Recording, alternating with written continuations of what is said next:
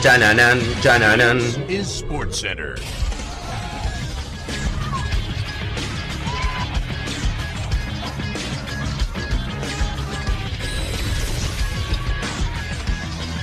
Hola gente, ¿cómo andan? Un saludo grande para todos, yo soy Saño y les traigo un nuevo video. En el día de hoy vamos a estar hablando acerca del por qué la UEFA eliminó el gol de visitante. Esta regla bastante antigua y que la realidad es que ha traído bastantes controversias en algunas situaciones puntuales. Vamos a hablar un poco acerca de su historia en la UEFA puntualmente y también un poco en CONMEBOL, cuándo se empezó a implementar, en qué partidos, a partir de qué año, cómo era antes de que exista el gol de visitante y finalmente obviamente lo que tiene que ver con el video de por qué la UEFA decidió que ya no se implemente más esta regla en el fútbol. Así que espero que les guste mucho la idea del video, que como les digo siempre dejen su me gusta y se suscriban al canal activando la campanita. Más del 60% de la gente que ve los videos no está suscrita y a mí me ayuda un montón. Que también les voy a estar dejando en la descripción los dos canales secundarios, el de tenis y el de fútbol argentino. Si les interesa pueden pasar y suscribirse. Y que ahora sí, arrancamos con el video.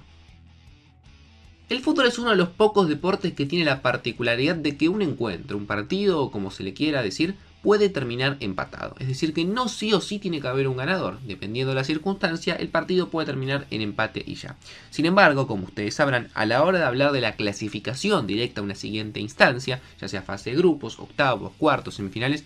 o demás, obviamente una final también, sí o sí tiene que haber un finalista, tiene que haber un ganador, por lo cual en este momento necesita del fútbol de alguna forma para poder desempatar ese partido que terminó 0-0, 1-1, 2-2 o demás. A lo largo de la historia existieron muchísimas formas de definir un partido que terminaba en empate. En algunos casos, por ejemplo, existía el famoso gol de oro, que ya lo hemos chargado en algún momento. En otros casos, por ejemplo, cuando era ida y vuelta y los dos encuentros terminaban igualados, lo que se hacía básicamente era jugar un tercer partido en terreno neutral, muchas veces inclusive al otro día, lo cual eso genera muchísimo desgaste para un equipo, tener que jugar todo un equipo más y además tener que trasladarse a terreno neutral, realmente inviable por donde se lo mire. También existían, la verdad que una locura, ¿no? Bueno, más allá del tiempo extra que lo conocemos todo, también en su momento se podía llegar a definir un partido a través de un sorteo, ya sea con un papel, con una moneda. Imagínense jugar una final, empatar 1-1 y 2-2 de visitante y tener que ir a definir el título mediante un sorteo, lo cual realmente es un método muy antiguo que prácticamente no se utilizó durante la época profesional del fútbol, pero que en algún momento los torneos, cuando no había una regla clara o un método claro, lamentablemente en caso de empate se terminaba de esta forma decidiendo.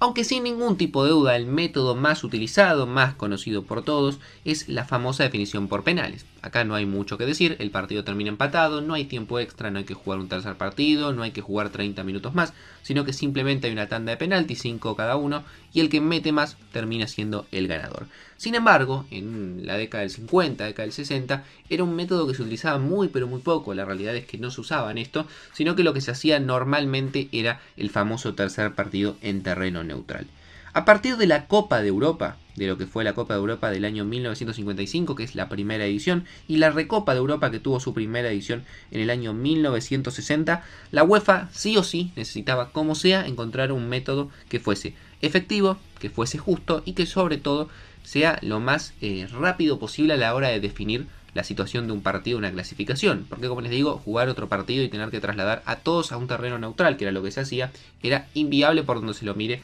teniendo en cuenta las cuestiones de calendario. Debido a esto es que nace la famosa regla de el gol de visitante, que acá la verdad que no hay mucho para explicar, creo que más o menos todos debemos tenerlo en cuenta.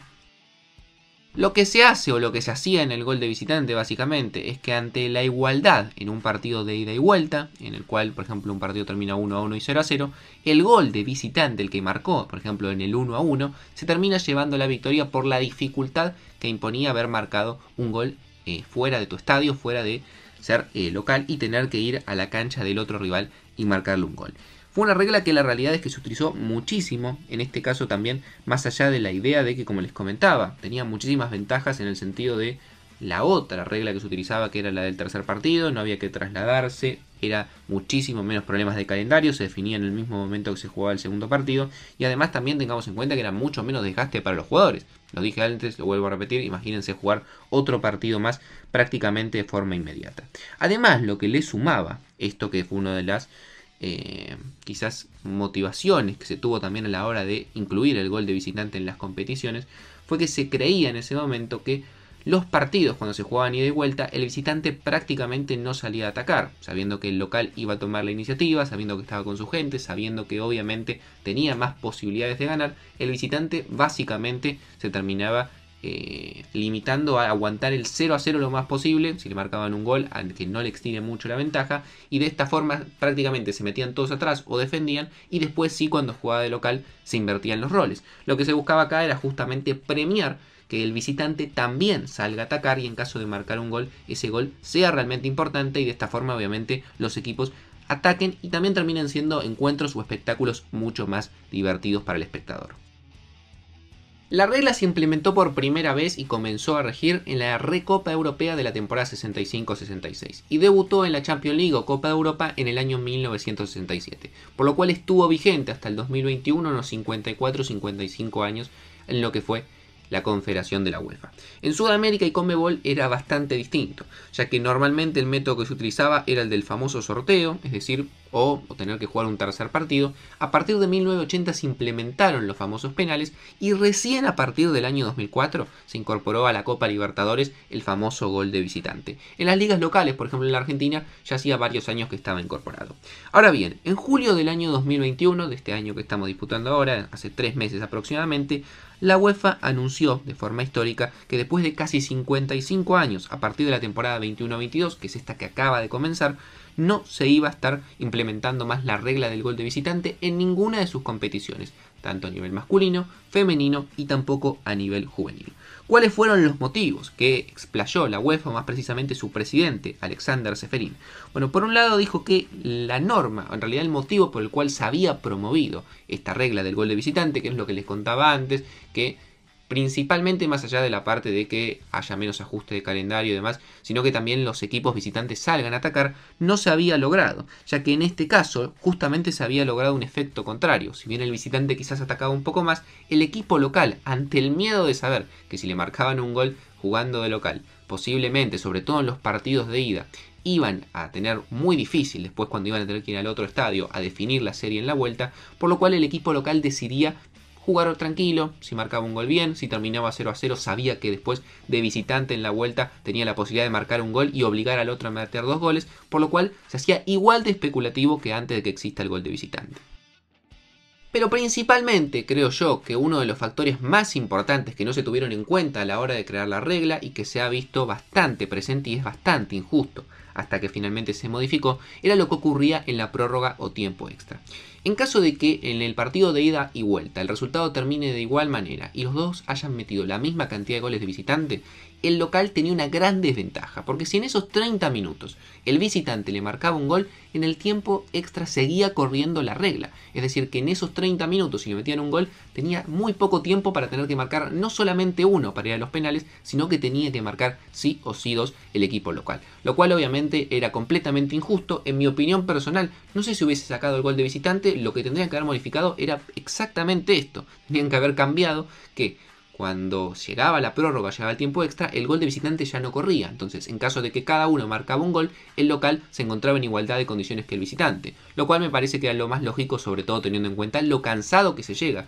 a un tiempo extra y en caso de que te metan un gol, muy difícil remontar y tener que marcar 2. Así que básicamente, a partir de esta temporada que acaba de comenzar, en la UEFA ya en ninguna competición, tanto a nivel clubes como a nivel selecciones, se va a estar utilizando este sistema. Sí es cierto que en Conmebol por ahora sigue rigiendo, anda que ver cuándo que lo cambiarán o hasta cuándo seguirá vigente, pero también la UEFA arrojó algunas estadísticas que vale la pena nombrar. Por ejemplo, cuando se implementó, más o menos desde el año 1970, el 61% de las victorias eran para los locales y solamente el 19% eran para los visitantes. Siempre el porcentaje que resta son empates.